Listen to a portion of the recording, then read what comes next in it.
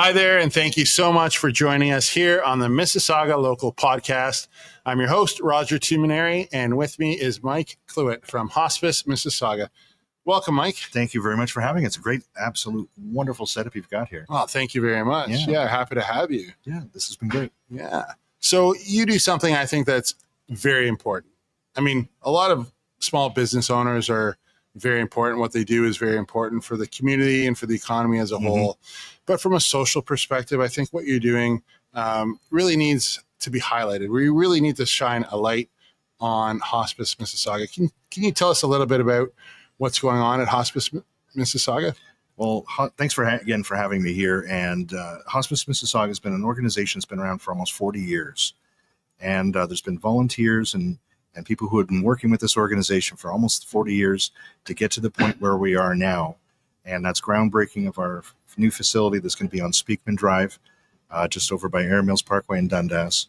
And later on this summer, the first tractors are going to go in there and start plowing the ground to build Mississauga's first hospice center. The first one. The first one. After all these years, there's never been a hospice center in hospice Mississauga? Centers, located around the GTA. So there's one in Etobicoke, Dorothy Lay, we have Ian Henderson out in Oakville, Bethel up in Brampton, but never one specifically in Mississauga. And being Canada's 6th or 7th largest city, depending on the day of the week, nothing here available in Mississauga. So if you needed end-of-life care, hospice care for your loved one, you would have to travel outside the community in order to do that. Or if there was space available at a hospital, into acute care in a hospital, but no one wants to have their end-of-life at a hospital in that clinical facility, but to be able to be with your loved one and family members to be family members, not caregivers during that life transition is so important from all aspects, from the grieving process, from the health of the family going forward, be able to transition as a family member at that point in life. So. Yeah, it's very touching. And I think hospice care is just, it's so important. It's so valuable to families, to communities. So can I ask, what got you into this line of work?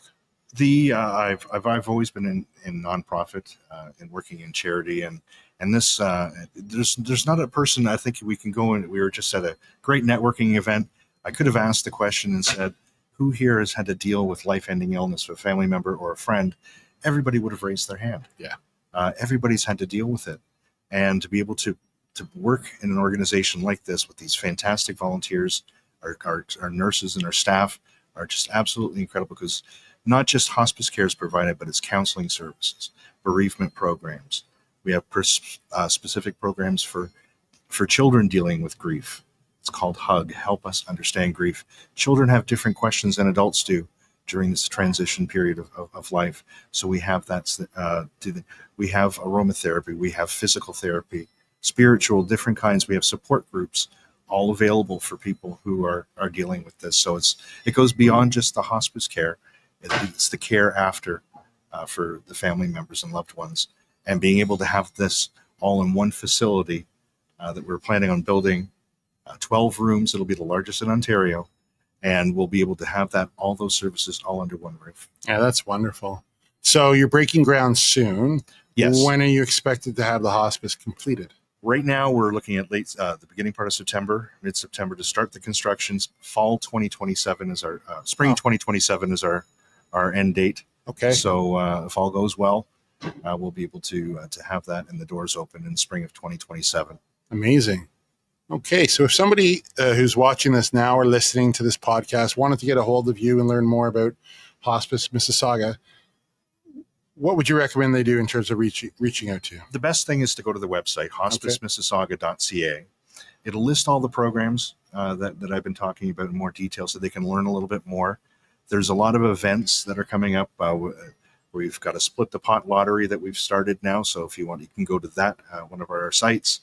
You can buy some tickets to Split the Pot lottery every 40 days. It's an early bird draw of $1,000 and your ticket goes back in. So you have a chance to win a lot of money and help out us with our fundraising. We have a golf tournament coming up in September. We have our gala in November. And we also have a hospice bed race. So if you could just imagine the old days when the hospital beds racing them down the route, that's what we're doing. We're looking for companies in the Mississauga community, caring employees that want to put together a team of 4, raise some funds, decorate themselves, decorate their beds in their favorite decades, because it's racing through the decades. So if you want to go in your 80s gear, your 90s gear, your 2000, what do they call the 2010s anyways? It's the 2010s. So if you want to get, your neon color for the 80s and big hair and headbands, you can dress up in the 80s, race the hospice bed. We bring everything to you. The beds are already made, locally here sourced in Mississauga. Just wanted to point that one out there. So it's tariff-free steel and aluminum that we have on these beds. But those are we come to you and we can provide that. And on October 6th will be the grand finale over at the Sheridan Mall and on Air Mills Parkway in Dundas. And it's just going to be a fantastic event, building our community within our community for a community facility. I love it. That's wonderful. Well, thank you so much for joining us. Absolutely a pleasure. Thanks very much. Yeah, and thank you for tuning in, and we'll see you next time on the Mississauga Local podcast. Bye for now.